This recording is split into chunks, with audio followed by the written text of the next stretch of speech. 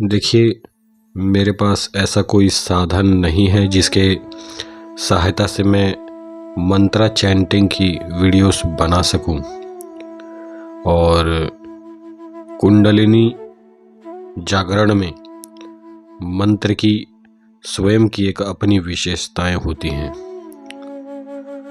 हमारे प्राचीन महर्षियों ने ध्यान की गहराई में जाकर, समाधि अवस्था में जाकर, कुंडलिनी में जितने भी शब्द उच्चारित होते हैं, या फिर यह कहें कि जो मंत्र की ध्वनियाँ कुंडलिनी शक्ति में सुनाई देती हैं ध्यान के दौरान, उन्हीं शब्दों को सुनकर हमारे मनस्वियों ने, प्राचीन महर्षियों ने, ऋषि मुनियों ने मंत्रों की रचना की और जिस जिस शब्द को जिस भी ऋषि ने सुना उसी शब्द को अपने मस्तिष्क में रखा और जब लिखने की कला जागरूक हुई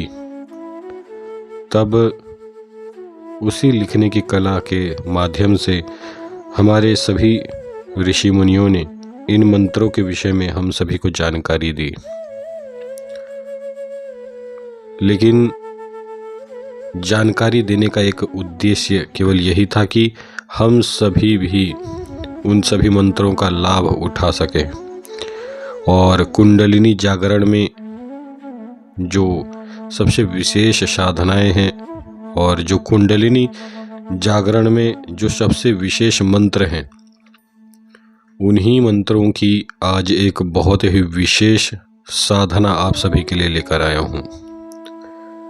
ये जो साधना है ये यौगिक तंत्रों में उपयोग किया जाता है, यानी कि कुछ ऐसे तंत्र जो कि योगी भी किया करते हैं, ऐसे तंत्रों के नियमों के विषय में आज आप सभी को जानकारी दूंगा।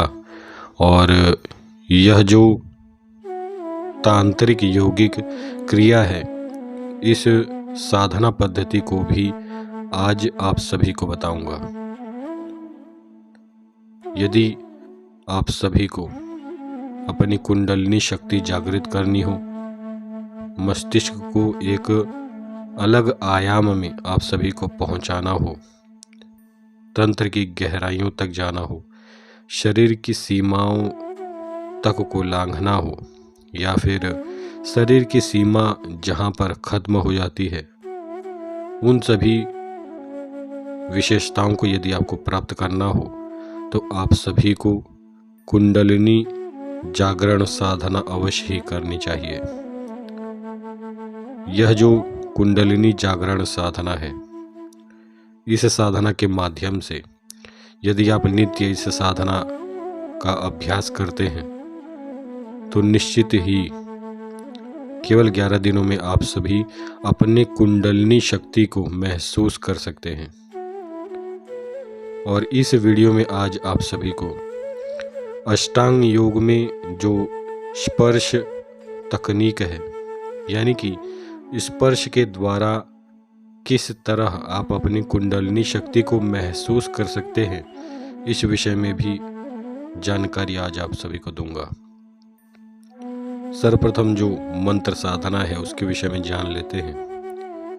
यदि किसी साधक को अपनी कुंडलिनी शक्ति को जागृत करना हो और यदि कोई साधक अपनी कुंडलिनी शक्ति को महसूस करना चाहता हो तो केवल इस सरल सी साधना पद्धति के माध्यम से जान सकता है। यह साधना पद्धति कुछ इस प्रकार है। नित्य आपको अपने कार्य करते वक्त, आप किसी भी प्रकार का कार्य कर रहे हो, किसी भी परिस्थिति में हो, आपको केवल मानसिक तौर पर कुछ विशेष बीज मंत्र हैं, इनका उच्चारण करना होता है। मंत्रों के विषय में मैं बता रहा हूँ। इन बीज मंत्रों को आप सभी ध्यान से सुने। पहला बीज मंत्र है लम, दूसरा बीज मंत्र है वम, तीसरा बीज मंत्र है रम, चौथा बीज मंत्र है यम, पांचवा बीज मंत्र है हम और आखिरी बीज मंत्र है ओम। इन सभी बीज मंत्रों का आपको एक लय में मानसिक जप करना है। आप चाहें तो स्थिरता से बैठकर सुखासन में आप बैठ सकते हैं, अन्यथा यदि पद्मासन में बैठते हैं तो भी उत्तम है। केवल और केवल आपकी रीढ़ की हड्डी सीधी होनी चाहिए, किसी भी प्रकार का खिंचाव शरीर में महसूस नहीं होना चाहिए। इसके पश्चात आपको ध्यान मुद्रा दोनों ही हाथों की हथेलियों में बनाना है और इसके पश्चात आपको अपनी दोनों आंखें बंद करके इन सभी बीज मंत्रों का मानसिक जप करना है। मानसिक जप आप किस प्रकार से करेंगे, मैं उच्चारण करके आप सभी को बता रहा हूं। लम वम रम यम हम ओम। यहाँ पर ओम का उच्चारण आपको अंत में ही करना है, क्योंकि यह एक कुंडलिनी जागरण साधना है। तो इस साधना में ओम का जो महत्व है वह अंत में ही है।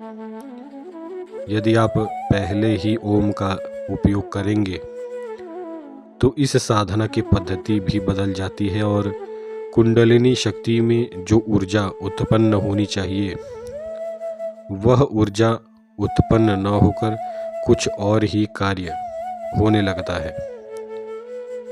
मंत्रों में जब ओम आगे लगाया जाता है तो उस समय जो मंत्र है वह सीधे सहस्त्रार चक्र से उत्पन्न होता है और हमारे मूलाधार तक जाता है।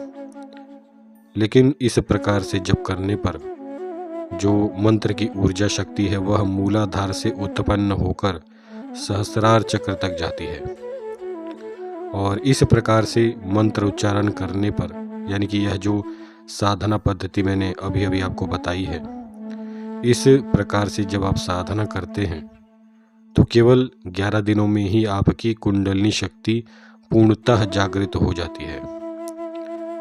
इस प्रकार से स्थिर भाव से बैठकर जब आप नित्य 1 घंटे तक यह साधना करेंगे तो निश्चित ही आपको अपनी कुंडलिनी शक्ति महसूस होगी।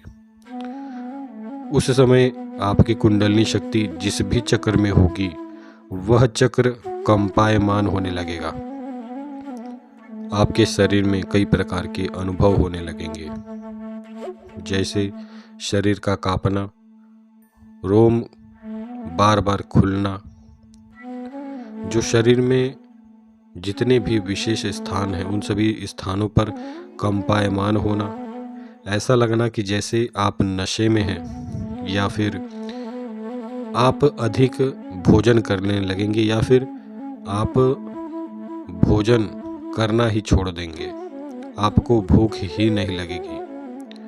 ये सभी लक्षण कुंडलिनी जागरण में होते हैं, क्योंकि ऊर्जाओं का जब खेल शरीर में आरंभ होता है तो इन सभी ऊर्जाओं के कार्यों में शरीर में कई प्रकार के बदलाव होते हैं और उसी कारण ये सभी अनुभव कुंडलिनी शक्ति में, कुंडलिनी जागरण साधना में हम सभी को महसूस होते हैं। तो इस साधना का आप सभी लाभ उठाएं और यदि आपके पास किसी भी प्रकार का समय नहीं है तो इस साधना को आप चलते फिरते भी कर सकते हैं। चलते फिरते इस प्रकार बीज मंत्रों का उच्चारण करने से आपके शरीर की ऊर्जा मूलाधार से उत्पन्न होकर आज्ञा चक्र तक जाती है और अनुभव अवश्य ही होते हैं, कुंडलिनी जागरण भी होती है। लेकिन यदि आप चलते फिरते इस प्रकार साधना करेंगे तो हो सकता है आपको कुछ लंबा समय लगे और वहीं पर यदि स्थिर भाव से एक जगह बैठकर आप नित्य केवल 1 घंटा भी इस साधना को करते हैं तो केवल 11 दिनों में आपकी कुंडलिनी शक्ति भी जागृत हो जाएगी और आप अपनी कुंडलिनी शक्ति को नियंत्रित भी कर सकते हैं। यदि इस वीडियो में आप सभी ने अच्छा रिस्पॉन्स दिया तो कुंडलिनी शक्ति को आप किस प्रकार से स्वयं नियंत्रित कर सकते हैं, इस विषय पर भी अगला वीडियो में अवश्य ही बनाऊंगा। इसी प्रकार के विशेष कुंडलिनी जागरण संबंधित विषयों को यदि आप जानना चाहते हैं या फिर कुंडलिनी कैसे जागृत हो, इन सभी विषयों में यदि आप रुचि रखते हैं तो अवश्य ही शिव ज्ञान साधना चैनल को सब्सक्राइब करें। जय श्री महाकाल।